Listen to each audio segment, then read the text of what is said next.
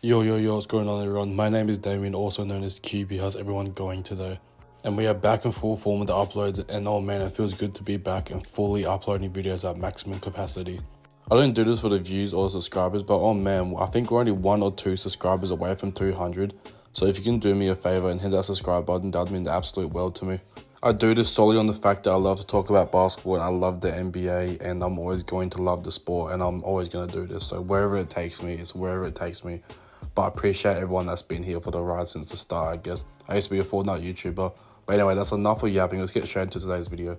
And today I wanted to bring up the Memphis Grizzlies, and so far they are 2-3 in the Western Conference. And they haven't looked like the team that everyone thought they were going to look like, losing today by one of the worst teams in the league, the Brooklyn Nets.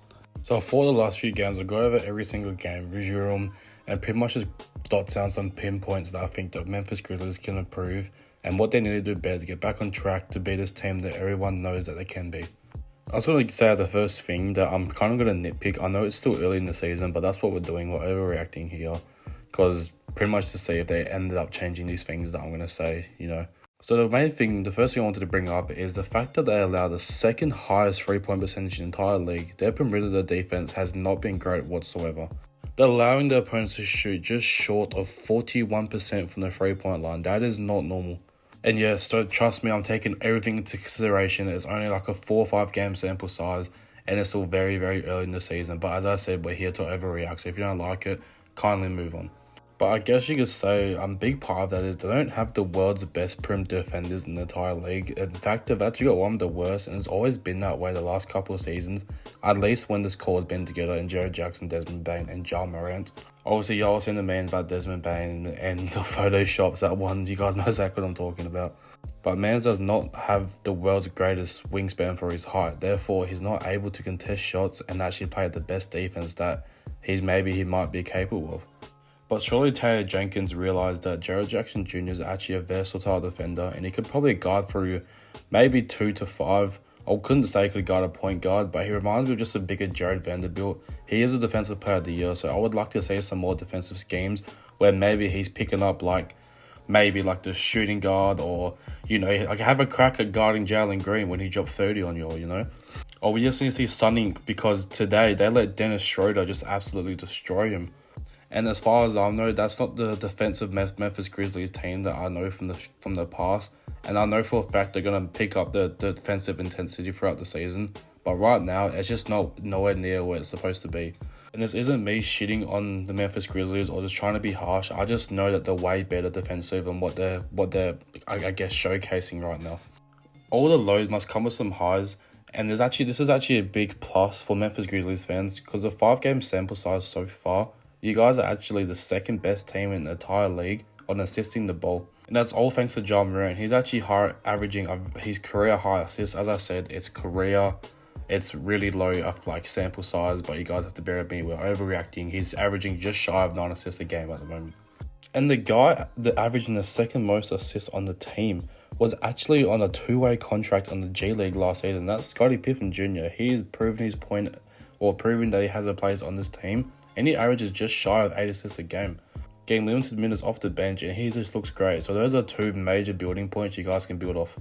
But obviously, you guys, we have to go back to the lows, because I'm still picking at everything. We have to go back to the lows, and since you guys allowed the second best 3-point percentage in the entire league, shot against you, you guys actually have the most threes dropped on your head the entire season. So you guys are allowing the most threes a game on the best percentage, best percentage in the entire league. That's not a good formula that you guys want, especially this early in the season when you're still trying to find your footing over the lineups of Zach Edey fits into that spot, or Brandon Clark, or whatever it may be. A big player who I think has stepped up is Ja Morant. He's missed 1 game this season, but the games he's played has only averaged 18 points a game on terrible 3-point shooting efficiency. He's shooting that thing just shy of 16%. Yes, 16% from the 3-point line. And I honestly don't know why he's shooting so much. I seen a couple against the Brooklyn Nets today where he kind of just shot it and he got the offensive board, kicked straight out to him. He was a bit further and still let it fly. So I don't know what's going on there. For the entire season so far, which is only still a small sample size, he's 3 of 19 from the 3-point line and one game going 0 for 7, so I don't know what's going on there. I'm not sure if Taylor Jenkins is just telling him to chuck it up to get his confidence up, or that's a shot that the team wants him to take more. I honestly don't know what to tell you. But it's just unlike Ja Morant to shoot that many threes.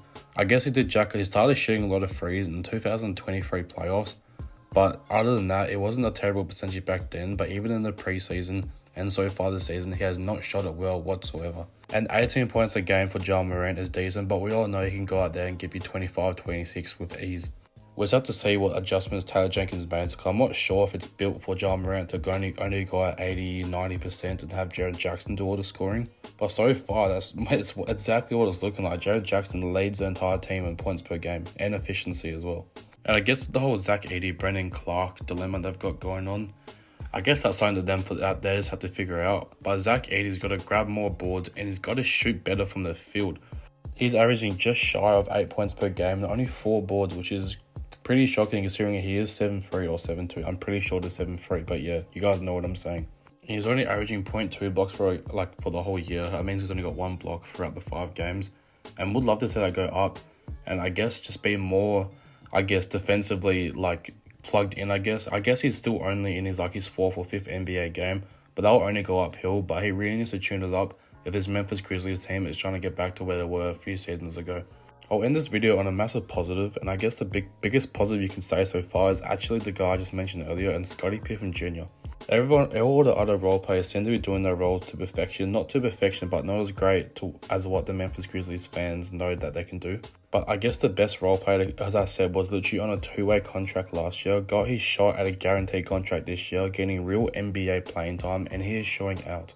He's averaging just shy of 9 points a game and 8 assists a game, which is almost a double-double coming off the bench. That is a pretty good backup point guard for Ja Morant, I guess ever since Tyus Jones left as well. Those are some pretty big shoes to fill, but he's doing it to perfection so far, and Grizzlies fans, you guys have to be happy with Scottie Pippen Jr. so far. He's also shooting fantastic from the field as well, 48% from mid-range, and he's shooting 41% from the free. I could just imagine once the season goes up high, he could be a 45, 40, 90 shooter. That would be fantastic. If we can do that throughout the course of the season, the Memphis Grizzlies are going to have a real shot. But obviously they're still dealing with some injuries like G.G. Jackson and Vince Williams Jr., who were 2 breakout players from last season. But it'll be difficult to see when they fit back in the rotation because Luke Kennard's also injured, and we all know he's going to be a part of the main rotation. But the surrounding pieces have been good. It's just they've got to tone down the 3-point efficiency and try to limit the threes as much as they can. And Ja Morant's got to take a massive step up in scoring, Brooke. That's just my opinion on what I think is wrong with the Memphis Grizzlies. I'm pretty sure all will come into play once the season is up and going a little bit more come All-Star break. They're getting some great help from their 2-way players or former 2-way players, as I said, Scottie Pippen Jr. And also got Jay Huff, who's also a big stretch. He's just beautiful to watch. I like watching his game. I love watching his game actually. But surrounding pieces look good. The Memphis Grizzlies just have to turn up the defensive intensity on the 3-point line and also get Ja Morant more involved. And not to mention how much Marcus Smart has been struggling as well. Once he gets started going as well, I'm pretty sure his Memphis Grizzlies team will be alright.